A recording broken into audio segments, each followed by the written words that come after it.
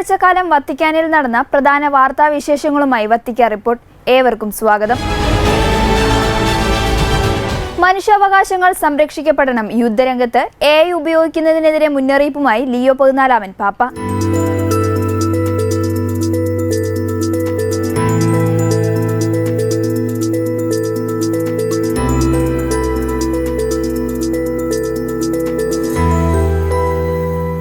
ഗാസയിലെ ജനങ്ങൾ അനുഭവിക്കുന്ന ദുരന്തങ്ങളിൽ അഗാധമായ ആശങ്ക രേഖപ്പെടുത്തി ലിയോ 14 പാപ്പ.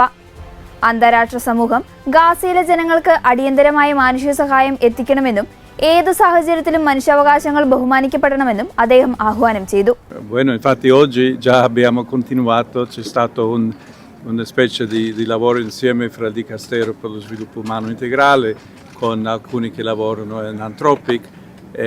L'invito che è stato espresso ieri dalle due parti penso che sia molto importante continuare il dialogo, a cercare veramente un'intelligenza artificiale disarmata. Abbiamo visto casi oggi in Libano, per esempio, altri posti nel mondo dove la guerra si fa oggi con IA senza pensare nelle vittime umane che sono veramente vittime di tutto questo, quindi rinnovo l'appello. Un altro tema che ci sta a cuore è la flottiglia, visto gli attivisti come sono stati trattati, ammanettati, bendati, si è superata una linea rossa. Lei che cosa ha provato vedendo quelle immagini? Bisogna fare un nuovo appello per il rispetto per i diritti umani di tutti. Purtroppo il popolo di Gaza non riceve ancora gli aiuti umanitari. Questo sta provocando proteste e difficoltà anche l'azione di quelli che hanno partecipato alla flottiglia. Io vorrei rinnovare anche questo, non solo invito, appello veramente a dire a tutte le autorità ad assistere e accompagnare il popolo di Gaza, aiutare già a cominciare a ricostruire, però il popolo sta soffrendo, veramente ancora soffre tanto. ചൊവ്വാഴ്ച വൈകുന്നേരം തന്റെ വേനൽക്കാല വസതിയായ castle ഗാണ്ടോൾഫോയ്ക്ക് പുറത്ത് മാധ്യമപ്രവർത്തകരോട് സംസാരിക്കുകയായിരുന്നു അദ്ദേഹം. ഗാസയിലേക്ക് സഹായവുമായി എത്തിയ ഗ്ലോബൽ സുമൂദ് ഫോട്ടില്ല പ്രവർത്തകർക്കെതിരെ നടന്ന ആക്രമണങ്ങളെയും അവരെ കൈവിലങ്ങണിയിച്ചതായും വന്ന റിപ്പോർട്ടുകളെക്കുറിച്ചും പാപ്പ പ്രതികരിച്ചു. ഓരോ വ്യക്തിയുടെയും മനുഷ്യാവകാശങ്ങൾ ആദരിക്കപ്പെടണം. ഗാസയിലെ ജനങ്ങൾക്ക് ഇന്നും മതിയായ സഹായങ്ങൾ ലഭിക്കുന്നില്ല എന്നത് നിർഭാഗ്യകരമാണെന്നും പാപ്പ പറഞ്ഞു. അക്രമം ഒന്നിനും പരിഹാരമല്ല എന്നും അത് വെറുപ്പ് വർദ്ധിപ്പിക്കാൻ മാത്രമേ സഹായിക്കൂവെന്നും മാർപ്പാപ്പ കൂട്ടിച്ചേർത്തു.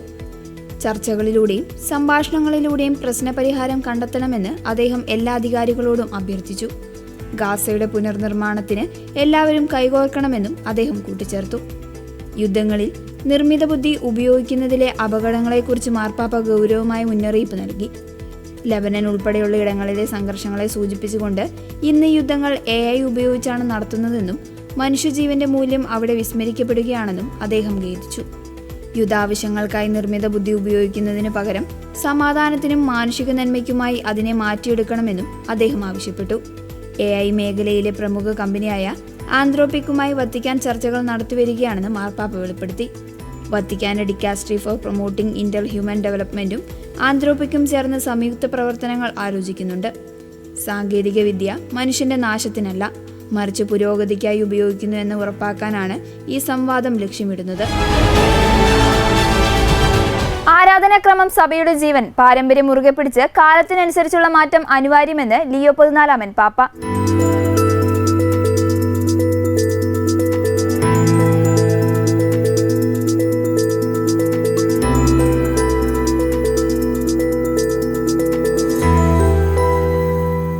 കത്തോലിക്ക സഭയുടെ ആരാധനക്രമ പാരമ്പര്യത്തിൽ അധിഷ്ഠിതമായിരിക്കുമ്പോൾ തന്നെ കാലത്തിന്റെ മാറ്റങ്ങളെ ഉൾക്കൊള്ളാൻ സന്നദ്ധമാകണമെന്ന് ലിയോ 14 പാപ്പ പറഞ്ഞു. രണ്ടാം വത്തിക്കാൻ കൗൺസിലിന്റെ സുപ്രധാന രേഖയെ മുൻനിർത്തി സംസാരിക്കുകയായിരുന്നു അദ്ദേഹം. Nell'enciclica Mediator Dei il venerabile Pio XII scrive che la Chiesa è un organismo vivente e perciò anche per quel che riguarda la Sacra Liturgia, ferma restando l'integrità del suo insegnamento, cresce e si sviluppa, adattandosi e conformandosi alle circostanze e alle esigenze che si verificano nel corso del tempo. In piena continuità con questo principio, il Concilio Vaticano II nel premio della Costituzione Sacrosanctum Concilium, riconosce come suo dovere interessarsi in modo speciale anche della riforma e della promozione della liturgia. L'Assise conciliare era stata riunita infatti con lo scopo di far crescere sempre più la vita cristiana tra i fedeli, di meglio adattare alle esigenze del nostro tempo quelle istituzioni che sono soggette a mutamenti, di favorire tutto ciò che può contribuire all'unione di tutti i credenti in Cristo e di rinvigorire ciò che giova a chiamare tutti nel seno della Chiesa. ബുധനാഴ്ച saint Peter's സ്ക്വയറിൽ നടന്ന പൊതുകൂടിക്കാഴ്ച വേളയിലാണ് ആരാധനാക്രമത്തിലെ പാരമ്പര്യത്തെയും പുരോഗതിയെയും കുറിച്ച് പാപ്പ തന്റെ കാഴ്ചപ്പാടുകൾ പങ്കുവച്ചത്. ആരാധനാക്രമം നൂറ്റാണ്ടുകളായി സുവിശേഷവൽക്കരണത്തിന്റെ ചാലക ശക്തിയാണെന്ന് മാർപ്പാപ്പ ഓർമ്മിപ്പിച്ചു. പാരമ്പര്യവും പുരോഗതിയും പരസ്പര വിരുദ്ധമല്ല എന്ന് അദ്ദേഹം വ്യക്തമാക്കി. പാരമ്പര്യം എന്നത് ഒരു ജീവനുള്ള യാഥാർത്ഥ്യമാണ്. അത് വളരുകയും പക്വത പ്രാപിക്കുകയും കാലഘട്ടത്തിന്റെ ആവശ്യങ്ങൾക്കനുസരിച്ച് സ്വയം ക്രമീകരിക്കുകയും ചെയ്യുന്നു. ആരാധനാക്രമത്തിൽ ദൈവികമായി സ്ഥാപിതമായ മാറ്റമില്ലാത്ത ഘടകങ്ങളും കാലത്തിനനുസരിച്ച് മാറ്റം വരുത്താവുന്ന ഘടനകളും ഉണ്ടെന്ന് സഭ തിരിച്ചറിയുന്നു. വിശ്വാസികൾക്ക് ആരാധനയിൽ കൂടുതൽ സജീവമായി പങ്കുചേരാൻ ഇത്തരം മാറ്റങ്ങൾ സഹായിക്കുമെന്ന് പാപ്പ ചൂണ്ടിക്കാട്ടി. ആരാധനാക്രമങ്ങളിൽ കാർമ്മികത്വം വഹിക്കുന്ന വൈദികർ സഭയുടെ നിയമങ്ങളും പാഠഭാഗങ്ങളും കൃത്യമായി പാലിക്കണമെന്ന് മാർപ്പാപ്പ പറഞ്ഞു. ദൈവത്തിന്റെ മഹത്വത്തിനു മുൻപിൽ വിനയത്തോടെയും സഭാ കൂട്ടായ്മയോടുള്ള വിശ്വസ്തയോടെയും വേണം ലിറ്റർജി കൈകാര്യം ചെയ്യാൻ. സ്വന്തം താൽപര്യപ്രകാരം ആരാധനാക്രമങ്ങളിൽ കൂട്ടിച്ചേർക്കലുകളോ മാറ്റങ്ങളോ വരുത്തുന്നത് ഒഴിവാക്കണമെന്നും പാപ്പ കൂട്ടിച്ചേർത്തു. മാതൃഭാഷയിലുള്ള വിശുദ്ധ കുർബാന അർപ്പണവും വിശ്വാസികളുടെ സജീവ പങ്കാളിത്തവും ഇതിന്റെ ഫലമായിരുന്നു. സഭയുടെ നവീകരണം ആരാധനാക്രമത്തിന്റെ നവീകരണവുമായി ആഴത്തിൽ ബന്ധപ്പെട്ടിരിക്കുന്നു. സഭയുടെ ശക്തിയുടെ ഉറവിടം ആരാധനാക്രമമാണെന്നും ലിയോ 14 പാപ്പ പറഞ്ഞു. ഏതൊരു പരിഷ്കരണവും സഭയുടെ ഐക്യത്തെ തകർക്കുന്നതാകരുത്, മറിച്ച് അത് വിശ്വാസികളുടെ കൂട്ടായ്മയെ കൂടുതൽ ശക്തിപ്പെടുത്തുന്നതാകണമെന്നും അദ്ദേഹം കൂട്ടിച്ചേർത്തു. In quel momento storico si avvertiva fortemente la necessità di un rinnovamento delle forme rituali, mediante le quali da secoli la Chiesa aveva realizzato la glorificazione di Dio e la santificazione del popolo cristiano. Grazie al movimento liturgico era maturata la convinzione, espressa in seguito da San Giovanni Paolo II, che esiste un legame strettissimo e organico tra il rinnovamento della liturgia e il rinnovamento di tutta la vita della Chiesa. La Chiesa non solo agisce, ma si esprime anche nella liturgia e dalla liturgia attinge le forze per la vita. Per favorire l'accesso dei fedeli alla ricchezza dei doni di grazia dispensati dalla Sacra Liturgia, la Costituzione Sacrosanctum Concilium indica dunque con una formula molto efficace la direzione da seguire: conservare la sana tradizione e aprire a un legittimo progresso. Papa Benedetto XVI ha accolto in questa dichiarazione di intenti il programma di riforma dei padri conciliari, in equilibrio con la grande tradizione liturgica del passato e il futuro, notando come non poche volte si contrappone in modo maldestro tradizione e progresso, mentre in realtà i due concetti si integrano.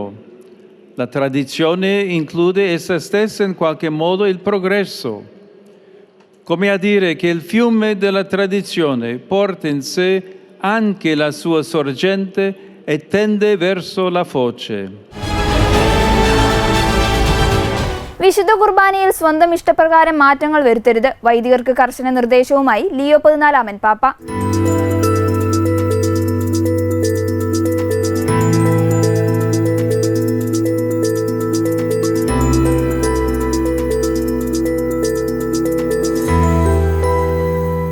വിശുദ്ധ കുർബാന ഉൾപ്പെടെയുള്ള ആരാധനാക്രമങ്ങളിൽ സഭ നിശ്ചയിച്ചിട്ടുള്ള നിയമങ്ങളും പാഠഭാഗങ്ങളും കർശനമായി പാലിക്കണമെന്ന് വൈദികരോട് Leo 14 പാപ്പ ആഹ്വാനം ചെയ്തു. ആരാധനാക്രമങ്ങളിൽ സ്വന്തം നിലയ്ക്ക് മാറ്റങ്ങൾ വരുത്തുന്നത് വിശ്വാസികളിൽ ആശയക്കുഴപ്പമുണ്ടാക്കുമെന്നും സഭാ കൂട്ടായ്മയെ ബാധിക്കുമെന്നും അദ്ദേഹം മുന്നറിയിപ്പ് നൽകി. Il Concilio afferma la legittimità di tale progresso radicato nell'autentica tradizione, distinguendo all'interno della liturgia una parte immutabile, perché è di istituzione divina, da parti suscettibili di cambiamento, che nel corso dei tempi possono o anche devono variare, qualora in esse si fossero insinuati elementi meno rispondenti all'intima natura della stessa liturgia, o si fossero rese meno opportune. Mutamenti di questo genere sono avvenuti costantemente lungo i secoli, al fine di consentire ai fedeli una fruttuosa partecipazione, per mezzo delle azioni rituali, al mistero pasquale di Cristo, fondamento della fede cristiana. Il culto della Chiesa si è dunque incarnato nelle forme culturali di ciascuna epoca ed è stato capace di influire su di esse e addirittura di trasformarle. La liturgia è stata così, per secoli, un motore di evangelizzazione. Oggi occorre rinnovare questa energia in continuità con l'autentica e viva tradizione cattolica, cioè secondo una dinamica volta a introdurre i credenti alla pienezza della verità. ബുധനാഴ്ച വത്തിക്കാനിൽ നടന്ന പൊതുകൂടിക്കാഴ്ച വേളയിൽ സംസാരിക്കുകയായിരുന്നു പാപ്പ. ദൈവിക രഹസ്യങ്ങൾ ആഘോഷിക്കുവാൻ വിളിക്കപ്പെട്ടവർ, പ്രത്യേകിച്ച് വിശുദ്ധ കുർബാനയ്ക്ക് നേതൃത്വം നൽകുന്ന വൈദികർ, ആരാധനാക്രമത്തിലെ നിയമങ്ങളോട് പൂർണ്ണമായ ആദരവ് കാണിക്കണമെന്ന് പാപ്പ ഓർമ്മിപ്പിച്ചു. ദൈവത്തിന് മഹത്വത്തിനു മുൻപിൽ വിനയത്തോടെയും സഭയോടുള്ള വിശ്വസ്തയോടെയും വേണം ആരാധനാക്രമങ്ങൾ നിർവഹിക്കാൻ. ഇത് കേവലം ഒരു ചടങ്ങല്ല, മറിച്ച് ദൈവത്തിലുള്ള വിശ്വാസത്തിൻ്റെയും സഭയുമായുള്ള ഐക്യത്തിൻ്റെയും പ്രകടനമാണെന്ന് പാപ്പ പറഞ്ഞു. പാരമ്പര്യത്തെ സംരക്ഷിക്കുന്നതിനോടൊപ്പം തന്നെ അനിവാര്യമായ പുരോഗതിയെ ഉൾക്കൊള്ളുക എന്നതാണ് സഭയുടെ നയം. പാരമ്പര്യവും പുരോഗതിയും പരസ്പര വിരുദ്ധമല്ല എന്നും അവ ഒന്നിച്ചു പോകേണ്ടവയാണെന്നും ബെനഡിക്ട് 16 മാർപ്പാപ്പയെ ഉദ്ധരിച്ചുകൊണ്ട് പാപ്പ വിശദീകരിച്ചു. ക്രിസ്തുവിന്റെ പീഡാനുഭവത്തിന്റെയും ഉദ്ധാനത്തിന്റെയും രഹസ്യങ്ങളിൽ വിശ്വാസികൾക്ക് കൂടുതൽ ഫലപ്രദമായി പങ്കുചേരുവാൻ വേണ്ടിയാണ് നൂറ്റാണ്ടുകളായി ആരാധനാക്രമങ്ങളിൽ മാറ്റങ്ങൾ വരുത്തിയിട്ടുള്ളത്. സഭയുടെ ആരാധനാ രീതികൾ ഓരോ കാലഘട്ടത്തിലെയും സംസ്കാരങ്ങളുമായും ഇഴുകിച്ചേർന്നിട്ടുണ്ടെന്നും അദ്ദേഹം ചൂണ്ടിക്കാട്ടി. ആരാധനാക്രമം വെറുമൊരു പ്രാർത്ഥനാ രീതിയല്ല, മറിച്ചത് സുവിശേഷവൽക്കരണത്തിന്റെ വലിയൊരു ചാലകശക്തിയാണെന്ന് പാപ്പ പറഞ്ഞു. ഈ ഊർജം സഭയുടെ സജീവമായ പാരമ്പര്യവുമായി ചേർന്ന് പുതുക്കേണ്ടതുണ്ട്. വിശ്വാസികളെ സത്യത്തിന്റെ പൂർണ്ണതയിലേക്ക് നയിക്കുക എന്ന ലക്ഷ്യത്തോടെ വേണം ആരാധനാക്രമങ്ങളിലെ ഓരോ ചലനവും ക്രമീകരിക്കേണ്ടതെന്ന് അദ്ദേഹം ഓർമ്മിപ്പിച്ചു. സഭയുടെ നവീകരണം ആരാധനാക്രമത്തിന്റെ നവീകരണവുമായി നേരിട്ട് ബന്ധപ്പെട്ടിരിക്കുന്നുവെന്നും ഇത് വിശ്വാസികളുടെ ആത്മീയ ജീവിതത്തിന് പുതിയ കരുത്ത് നൽകുമെന്നും പറഞ്ഞുകൊണ്ടാണ് പാപ്പ പ്രഭാഷണം അവസാനിപ്പിച്ചത്. Si comprende allora perché i padri conciliari abbiano raccomandato che la revisione dei riti, quando corrisponde a una vera e accertata utilità della Chiesa, sia sempre compiuta con l'avvertenza che le nuove forme in qualche modo scaturiscano organicamente da quelle esistenti. Per il bene di tutta la Chiesa, ogni riforma deve essere sempre preceduta da un'accurata ricerca teologica, storica e pastorale. Il Magistero conciliare, in questo modo, invita a evitare il disorientamento dei fedeli, dissuadendo chiunque dall'aggiungere o togliere o modificare qualcosa in materia liturgica di propria iniziativa. Il progresso evocato dalla Costituzione conciliare non compromette affatto la comunione ecclesiale, intende piuttosto confermarla e favorirla. Esorto pertanto tutti coloro che sono chiamati a preparare la celebrazione dei divini misteri, in particolare i sacerdoti che esercitano il ministero della presidenza liturgica, a custodire sempre quel rispetto dei testi e degli ordinamenti della liturgia che nasce dall'atteggiamento interiore di disponibilità e di affidamento a Dio, manifestando umiltà davanti alla sua grandezza e fedeltà sincera alla comunione ecclesiale. ലോകം പ്രാർത്ഥനയിലേക്ക് May 30 Leo 14 പാപ്പയുടെ നേതൃത്വത്തിൽ ആഗോള ജപമാല സമർപ്പണം.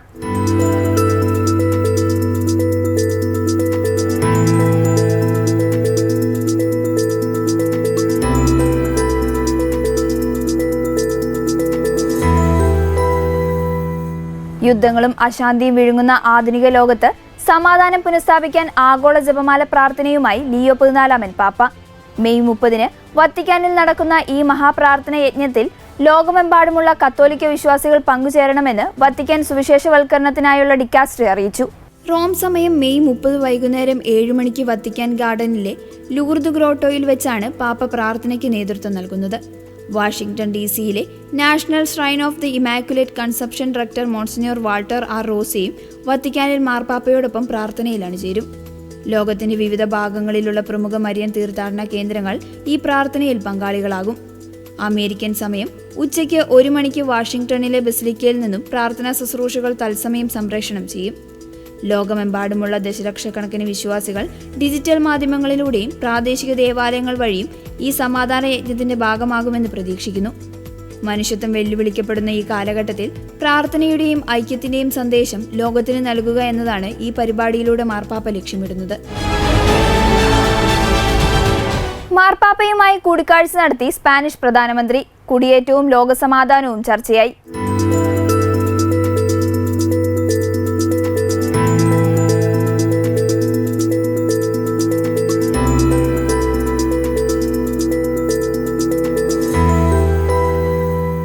Leo 14 മാർപ്പാപ്പയും Spanish പ്രധാനമന്ത്രി Pedro സാഞ്ചസും വത്തിക്കാനിൽ കൂടിക്കാഴ്ച നടത്തി.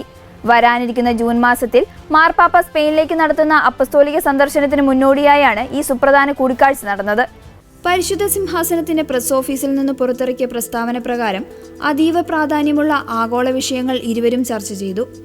ലോകത്തിന്റെ വിവിധ ഭാഗങ്ങളിൽ നിലനിൽക്കുന്ന സംഘർഷങ്ങൾ സൃഷ്ടിക്കുന്ന പ്രത്യാഘാതങ്ങളെക്കുറിച്ചും സമാധാനം പുനഃസ്ഥാപിക്കേണ്ടതിന്റെ അടിയന്തര ആവശ്യകതയെക്കുറിച്ചും ഇരുവരും സംസാരിച്ചു. യൂറോപ്പും സ്പെയിനും നേരിടുന്ന പ്രധാന വെല്ലുവിളിയായ കുടിയേറ്റ പ്രശ്നങ്ങളും അതിനോടുള്ള മാനുഷികമായ സമീപനങ്ങളും ചർച്ചയുടെ ഭാഗമായി. അന്താരാഷ്ട്ര നിയമങ്ങളോടുള്ള ബഹുമാനവും രാജ്യങ്ങൾക്കിടയിലുള്ള കൂട്ടായ പ്രവർത്തനങ്ങളുടെ പ്രാധാന്യവും പാപ്പയും പ്രധാനമന്ത്രിയും അടിവരയിട്ട് പറഞ്ഞു. മാർപ്പാപ്പയുമായുള്ള കൂടിക്കാഴ്ചയ്ക്ക് ശേഷം വത്തിക്കാൻ സ്റ്റേറ്റ് സെക്രട്ടറി കർദിനാൾ പിയത്രോ പരോളിനുമായും ആർച്ച് ബിഷപ്പ് പോൾ റിച്ചാർഡ് ഗലഗറുമായും പെഡ്രോ സാഞ്ചസ് ചർച്ചകൾ നടത്തി. സ്പെയിനിലെ പ്രാദേശിക സഭയും ഗവൺമെന്റ് അധികാരികളും തമ്മിൽ ഫലപ്രദമായ ആശയവിനിമയം വളർത്തിയെടുക്കേണ്ടതിന്റെ ആവശ്യകത ചർച്ചകളിൽ ഉയർന്നുവന്നു. പൊതുനന്മ ലക്ഷ്യമിട്ടുള്ള പ്രവർത്തനങ്ങളിൽ സിവിൽ സമൂഹത്തെയും സഭയും ഒന്നിച്ചു കൊണ്ടുപോകുന്നതിനെക്കുറിച്ചും നേതാക്കൾ സംസാരിച്ചു. ജൂണിൽ നടക്കാനിരിക്കുന്ന മാർപ്പാപ്പയുടെ സ്പെയിൻ സന്ദർശനം ഇരു രാജ്യങ്ങളും തമ്മിലുള്ള ബന്ധം കൂടുതൽ ശക്തമാക്കുമെന്നാണ് വിലയിരുത്തപ്പെടുന്നത്. AI കുട്ടികളെ അലസരാക്കുന്നു, സ്ക്രീൻ നിയന്ത്രണം വേണമെന്ന് ലിയോ 14 പാപ്പയുടെ ആദ്യ ചാക്രിക ലേഖനം.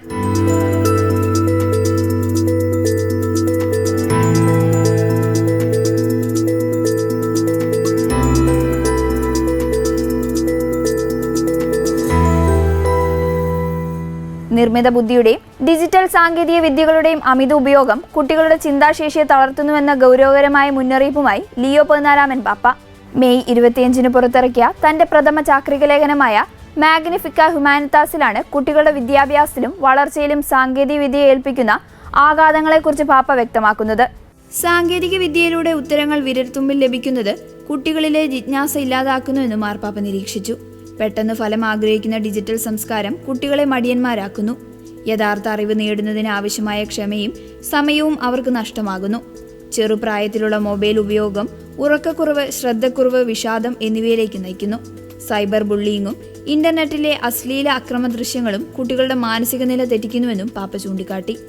ആഗോള ടെക് കമ്പനികളുടെ ലാഭക്കൊതിയിൽ നിന്ന് കുട്ടികളെ സംരക്ഷിക്കാൻ സർക്കാരുകൾ ഇടപെടണമെന്ന് മാർപ്പാപ്പ ആവശ്യപ്പെട്ടു. ഓസ്ട്രേലിയ, ഫ്രാൻസ് തുടങ്ങിയ രാജ്യങ്ങളെ മാതൃകയാക്കി സോഷ്യൽ മീഡിയ ഉപയോഗത്തിന് കർശനമായ പ്രായപരിധി നിശ്ചയിക്കണം. സാങ്കേതിക വിദ്യയുടെ ഗുണദോഷങ്ങൾ കുട്ടികൾക്ക് പകർന്നു നൽകാൻ അധ്യാപകർക്ക് പ്രത്യേക പരിശീലനം നൽകണം. വേഗതയല്ല, മറിച്ച് പരസ്പര ബന്ധങ്ങളിലും ചിന്താശേഷിയുമാണ് വിദ്യാലയങ്ങൾ പകർന്നു നൽകേണ്ടത്. എപ്പോൾ എവിടെ AI ഉപയോഗിക്കരുതെന്ന് തീരുമാനിക്കാൻ പുതിയ തലമുറയെ പ്രാപ്തരാക്കണമെന്നും മാർപ്പാപ്പ ആഹ്വാനം ചെയ്തു. മനുഷ്യബന്ധങ്ങൾക്ക് വില കൽപ്പിക്കുന്ന ഒരു സംസ്കാരം വീടുകളിലും ക്ലാസ് മുറികളിലും വളർത്തിയെടുക്കണമെന്ന് അദ്ദേഹം ഓർമ്മിപ്പിച്ചു. ഇതോടെ ഈ ആഴ്ചയിലെ വത്തിക്കാൻ റിപ്പോർട്ട് പൂർണ്ണമാകുന്നു. അടുത്ത ആഴ്ച വീണ്ടും കാണാം. നന്ദി.